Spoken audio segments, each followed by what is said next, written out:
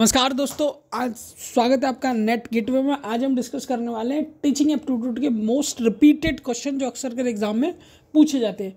सबसे पहले मैं बताना चाहूँगा, इसी तरह का जो कंटेंट मैं आपको प्रोवाइड कराता हूँ उस कंटेंट से रिलेटेड अगर पीडीएफ आप चाहते हैं या किसी भी तरह का जॉब नोटिफिकेशन आता है जो प्रोफेसर असिस्टेंट प्रोफेसर से लेके होता है किसी भी यूनिवर्सिटी में या पीएचडी एडमिशन कहीं भी स्टार्ट होते हैं किसी भी सेंट्रल या स्टेट यूनिवर्सिटी में या आईआईटी या एनआईटी में, तो उसकी कंप्लीट डिटेल आपको मेरे यूट्यूब चैनल टेलीग्राम चैनल के लिंक पे मिल जाएगी। टेलीग्राम चैनल है मेरा net gateway by Shivam sir. आप इसको ज्वाइन कर सकते हैं ताकि सारी इन्फॉर्मेशन आपको इजीली मिल जाए। चलिए स्टार्ट करते हैं। सबसे पहले हम हिंदी इंग्लिश दोनों में कंटेंट मैंने आपको प्रोवाइड किया है। तो इससे ये बेनिफिट होता है कि हमको दोनों चीज़ें अच्छी तरीके से समझ में आती है, क्योंकि most of the time Hindi medium वाले नहीं, हिंदी सब्जेक्ट से भी लोग प्रिपरेशन करते हैं तो उनका हिंदी में इंग्लिश में हाथ थोड़ा प्रॉब्लमेटिक होता है। चलिए स्टार्ट करते हैं।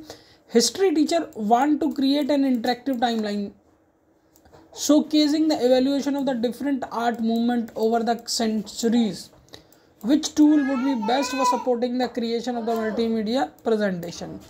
टूल का नाम है प्रेजी। ये टूल ऐसा है जो एक एनिमेशन प्रेजेंटेशन के लिए काफ़ी ज़्यादा इंटरेस्टिंग है और काफ़ी ज़्यादा यूज़ किया जाता है। बाकी गूगल फॉर्म आप जानते हो क्या होता है, किसी तरह के फॉर्म को फिल करने के लिए गूगल फॉर्म का बात किया जाता है। एडोबी ये इलस्ट्रेटर ये फोटोशॉप से रिलेटेड है। फ्लिपकार्ट ये भी एक अलग तरह का सॉफ्टवेयर है। तो ये गलत और ये गलत, हमारा करेक्ट आंसर होगा प्रेजी। चलिए सेकंड क्वेश्चन की ओर आगे बढ़ते। लिखा what is the main objective of formative evaluation. रचनात्मक मूल्यांकन का मुख्य उद्देश्य क्या होता है। रचनात्मक मूल्यांकन का मुख्य उद्देश्य क्या होता है। To promote the student to next class. No, ये नहीं होता है क्योंकि हम फॉर्मेटिव की बात करें। To enhance the student for the learning, ये भी नहीं होता है। To enhance a cooperative education in. Correct जो आंसर होता है सीखने के लिए आने वाली कठिनाई को समझाना, ये फॉर्मेटिव एवेल्यूएशन का एक उद्देश्य होता है। अब बात करते हैं कोसेंट्रिक एजुकेशन क्लासरूम मतलब क्या होता है। कोसेंट्रिक एजुकेशन क्लासरूम का मतलब क्या होता है। इस क्वेश्चन को होमवर्क क्वेश्चन कंसीडर किया जाता है। एक ये PYQ है, काफ़ी बार पूछा गया है, मोस्ट रिपीटेड कैटेगरी में ये क्वेश्चन है। अगर आप किसी भी ईयर किसी भी मंथ के फर्स्ट पेपर या जून या दिसंबर के पेपर उठा के देखेंगे तो ये क्वेश्चन आपको ज़रूर मिल जाएगा। तो इसीलिए होमवर्क क्वेश्चन है, करिए, बाद में कमेंट सेक्शन में जवाब जरूरी है। सेकंड क्वेश्चन की बात करते हैं। Which are the following one of the advantage of the behavioural education. Hindi में समझ लें तो उच्च शिक्षा में शिक्षण के अधिगम और निर्धारित करने के व्यवहारिक उद्देश्यों का निम्नलिखित में से कौन सा एक लाभ है।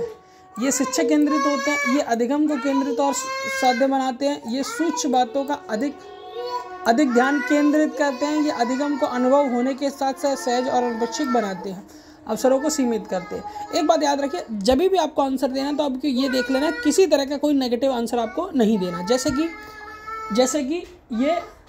कि ये एजुकेशन को केंद्रित बनाते हैं तो इट मीन्स ये नेगेटिव आंसर है। ये अधिगम को केंद्रित बनाते हैं, ये भी नेगेटिव आंसर है। सेकंड, अगर बात करें ये अधिगम अनुभव के दौरान होने वाले महज अनपेक्षित परिणामों के अवसरों को सीमित करते हैं, ये भी नेगेटिव आंसर है।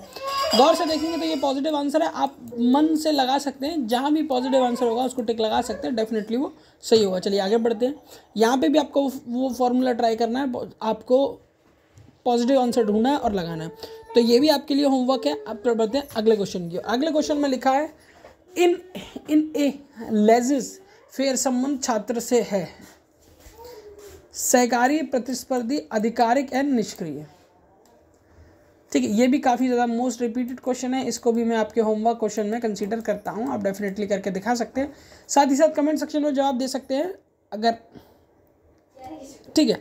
चलिए आगे बढ़ते हैं। अगला क्वेश्चन है the performance of a student as compare to the another student in which type of testing.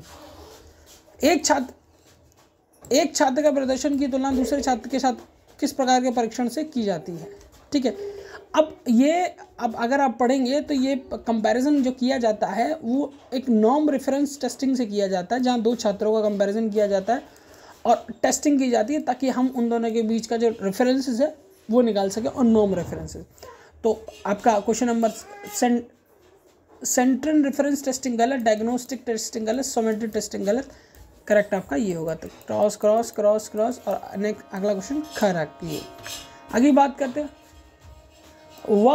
Workshop is meet. एक कार्यशाला किस लिए होती है।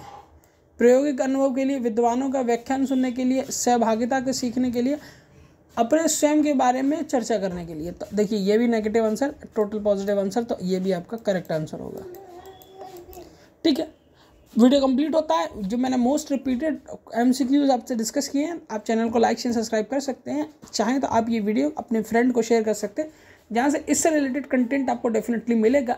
सॉरी, इससे रिलेटेड कंटेंट आपको और ज़्यादा मेरे चैनल पर मिलता रहता है। तो चैनल में जो रेड कलर का सब्सक्राइबर बटन है उसको आप दबा सकते हैं और इजीली अपनी JRF जर्नी को काफ़ी ज़्यादा स्मूथ बना सकते हैं। हम JRF जर्नी में फ़िलहाल अपने चैनल पर वही कंटेंट पोस्ट करते हैं जो PYQ के फॉर्मेट में या FYQ